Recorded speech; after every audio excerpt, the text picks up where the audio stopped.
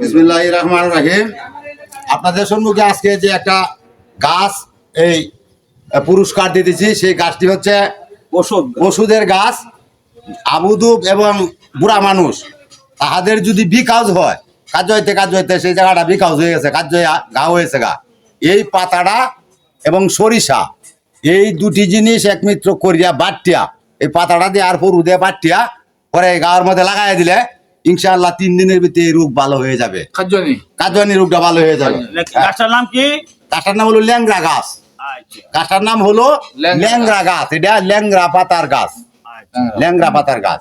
আর ওইটা হইলো কাটলে আমাদের পায়খানা, পাতলা পায়খানা হইলে আচ্ছা, এটা মোড়া দিয়ে চেঁচিয়া খাওয়াইয়া দিলে যন্ত্রণ পরিষ্কার। আচ্ছা, ঠিক আছে। এখন আপনাদের সম্মুখে আরেকটি গাছের কথা দরবেশ আব্দুল কুদ্দুস ফকির সাহেব বলেছেন।